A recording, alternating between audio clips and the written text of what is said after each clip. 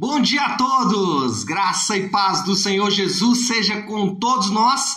Uma ótima segunda-feira para todos. Hoje é dia 20 de dezembro de 2021. Está terminando o mês de dezembro, está terminando o ano de 2021.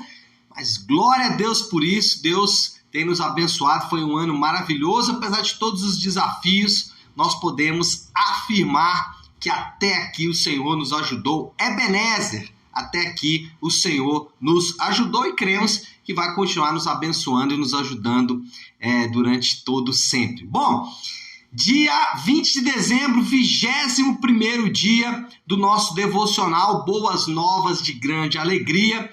Devocional que a gente está fazendo aqui baseado no livro do John Piper, que é o mesmo assunto, né, com o mesmo título, Boas Novas de Grande Alegria. E a nossa ideia aqui é comentar, fazer o nosso devocional a partir do devocional do próprio Piper. A ideia aqui é tentar antecipar, tentar ampliar um pouco mais as comemorações aí do Natal. Isso a gente tem feito aí desde o início aí do devocional, já há 21 dias para trás. E nessa semana vamos terminar então esse devocional. Hoje, 21º dia. O tema é o nascimento do ancião de dias. O próprio título aqui já cria um paradoxo, né? Como que vai nascer alguém que é ancião, né? Não tem muito cabimento isso. Mas é exatamente isso que o texto bíblico afirma. Eu quero ler com vocês João 18:37. João 18:37, que diz assim: Então você é rei? Disse Pilatos. Jesus respondeu: Tu dizes que sou rei. De fato, por esta razão nasci, e para isto vim ao mundo, para testemunhar da verdade. Todos os que são da verdade me ouvem. Jesus disse: Por esta razão nasci, e para isto vim ao mundo, para testemunhar da verdade. Todos os que são da verdade ouvem a minha voz. Esse é o grande mistério do Natal. E o mistério do Natal é que aquele que sempre existiu, nasceu. Aquele que existia desde sempre, nasceu. Isso é um grande mistério. Dentro da teologia, isso é chamado de a encarnação de Deus. Quando Deus encarna, quando Deus ele reveste-se ou usa mesmo como se fosse uma roupa, né? Revestir mesmo, veste-se de humanidade para habitar entre nós. Mas aqui o texto também diz, além desse grande paradoxo, desse grande mistério, ele afirma algo interessante. Ele diz: eu nasci com um propósito, eu vim com um propósito. E qual propósito que é esse? Ele nasceu com o propósito de testemunhar da verdade. Agora, quando falamos testemunhar da verdade, é fato de que todos nós ansiamos pela verdade. Nós gostamos que as pessoas falem a verdade pra gente, ainda que a gente nem sempre goste de falar a verdade para os outros, mas normalmente gostamos de ouvir a verdade. Nós ansiamos por descobrir a verdade. Nós ficamos perdidos, às vezes, entre verdade e mentira. Muitos gurus, filósofos, pensadores, homens honestos, homens sinceros, todos eles desejavam a verdade. Agora, o fato é que poucos encontraram a verdade de fato. Alguns morreram sem saber o que era verdade. Muitos morreram pensando que haviam dominado e encontrado a verdade sem de fato ter qualquer um dia da sua vida vivido ou experimentado a verdade. Por isso que as afirmações de Jesus nesse texto são absolutamente surpreendentes e fortes, incríveis. Primeiro, Jesus, ele afirmou que falava a verdade. Anote aí o que eu vou dizer para você agora. Podemos confiar em tudo o que Jesus disse. Sabe por quê? Porque ele disse que era verdade. E quando ele disse que ele falava a verdade, Ele não disse simplesmente que ele havia descoberto a verdade em algum lugar, em algum livro, em algum escrito ou pela sua observação. Não. Quando ele diz que falava a verdade e quando nós falamos que podemos confiar em tudo que ele falou, é porque ele é o criador de todas as coisas. Ele é a mente por trás do universo. O universo com toda a sua complexidade. O universo com toda a sua diversidade foi criado por ele. E ele, quando disse, ele falava a verdade não simplesmente porque tinha adquirido a verdade, simplesmente porque ele conhecia de fato toda a verdade. Na verdade, a verdade emanava dele. Ele é a fonte da verdade. Então, por isso que ele falava a verdade. Tem um texto que eu gosto muito nos evangelhos, que é quando Pedro, depois da morte de Jesus, está ali meio barro, meio tijolo, meio não sei se vou, não sei se fico, e aí ele volta para pescar, né? Resolve pescar novamente, e aí pesca durante toda a noite e não pega nada. No outro dia ele encontra Jesus, Jesus aparece para ele e fala com ele, lança a rede deste lado, e ele lança a rede, mas antes ele fala assim, eu vou fazer isso por causa da sua palavra. Então, é mais ou menos essa ideia. Ele é aquele que detém a verdade da palavra. Agora, quando a gente fala que nós podemos confiar em tudo que ele falou a verdade, o que de fato nós podemos confiar? O que ele disse que nós podemos confiar? O que ele disse que nós podemos colocar toda a nossa confiança? Primeiro, ele disse como somos salvos, e isso nós podemos confiar. A forma como nós somos salvos, a forma como nós encontramos salvação, a forma como nós encontramos a fuga deste mundo perverso, a forma como encontramos esperança, a forma como encontramos a verdade. A Bíblia e a palavra dele afirma, e nós podemos confiar em como somos salvos, em como encontramos essa verdade. Mas não só isso, nós podemos confiar também como viver nesse mundo. Ele não disse apenas como seríamos salvos, mas ele disse também como viveríamos como salvos. E por último, nós podemos confiar em como será o futuro. Ele disse a verdade sobre o quê? O que podemos confiar? Nós podemos confiar em como somos salvos, nós podemos confiar em como viver nesse mundo e nós podemos confiar em como será o futuro. Por isso, é tão precioso quando ele afirma que ele fala a verdade. Em segundo lugar, Jesus afirmou que ele viveu a verdade. E aqui nós estamos falando de obediência. Agora, preste atenção no que eu vou dizer para você. A fé cristã, ela não está desconectada da verdade. A palavra de Deus não está desconectada da verdade, da realidade. Opa, deixa eu corrigir aqui. A fé cristã não está desconectada da realidade. A Bíblia não é uma forma de se desconectar da verdade. Quando nós falamos que nós somos de outro mundo, que nós viemos de um outro mundo, que nós pensamos uma outra realidade, isso não significa que essa realidade, que essa existência atual vai ser completamente ignorada. Não.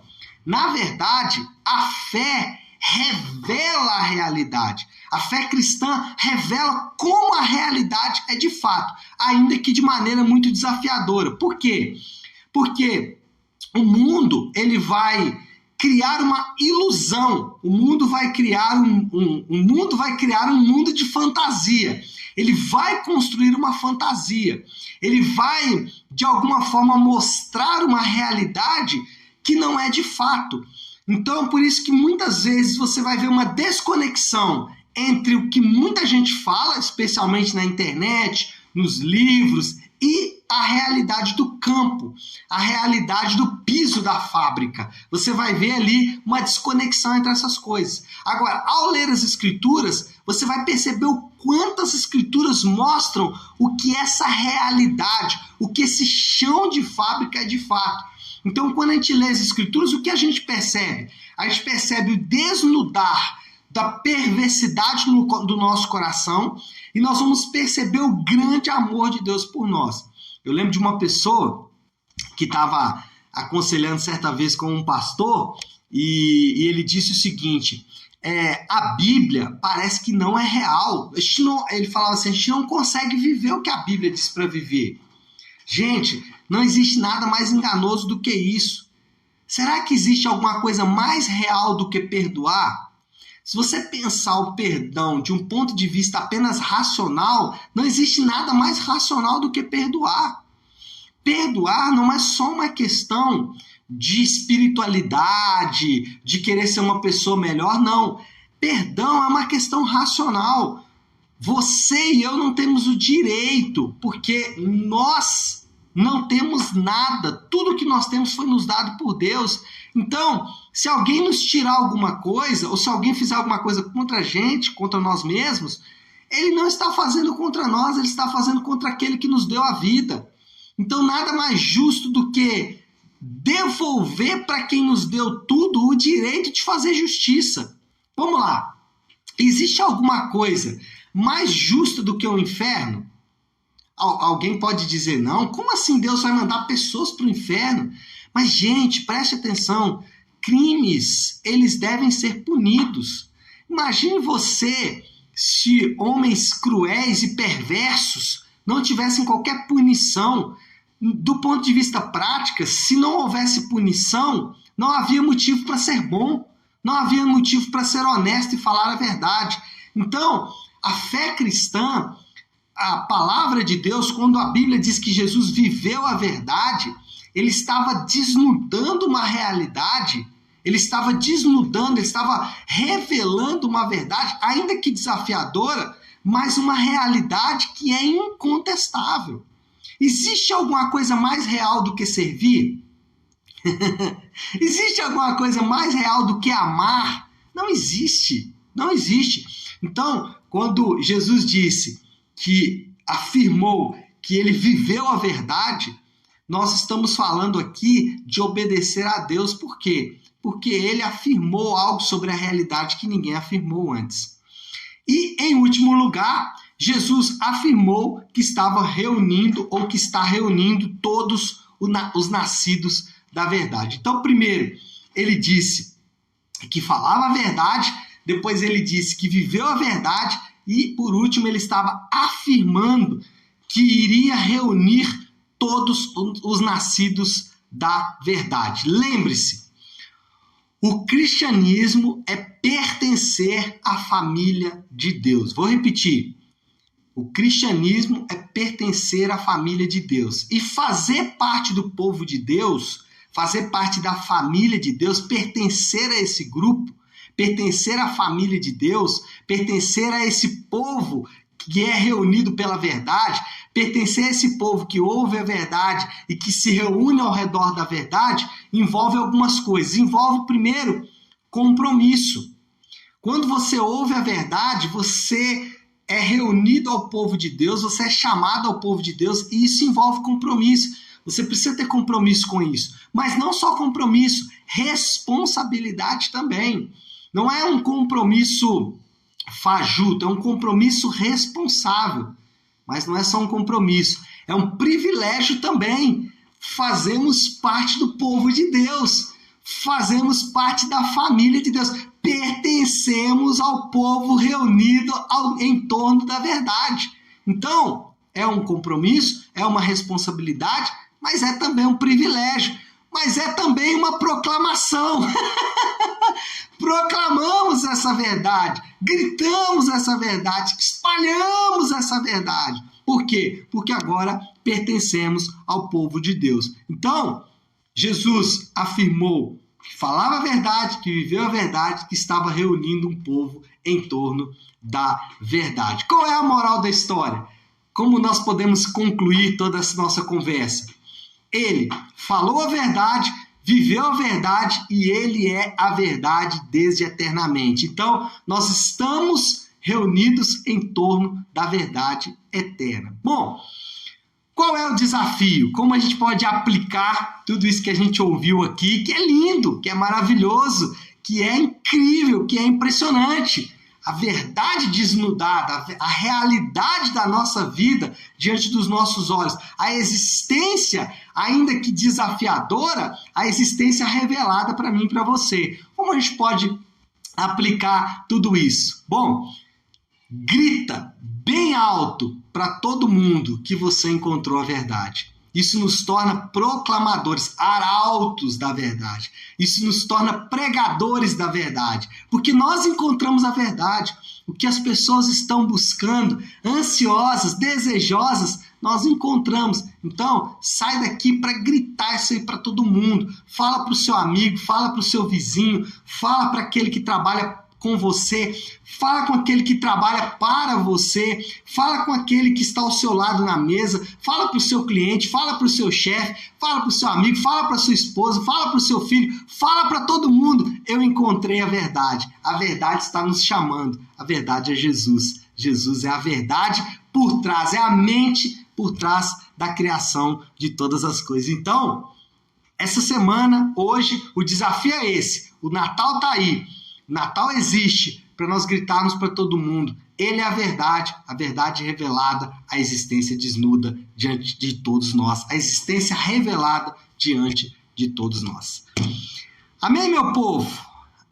Vamos orar? Vamos colocar tudo isso aí que falamos diante de Deus? Bom, segunda-feira é sempre dia em que eu gosto de começar a semana fazendo a oração do Pai Nosso. Então, se você puder aí, pare um instante aquilo que você está fazendo e vamos juntos fazer a oração do Pai Nosso. Oramos assim: Pai nosso que estás nos céus, santificado seja o teu nome. Venha o teu reino, seja feita a tua vontade, assim na terra como no céu. Dá-nos hoje o nosso pão de cada dia. Perdoa as nossas dívidas, assim como perdoamos aos nossos devedores. E não nos deixes cair em tentação, mas livra-nos do mal, porque teu é o reino, o poder e a glória para sempre. Amém, amém e amém. Amém, meu povo querido? Então é isso, nós vamos ficando por aqui.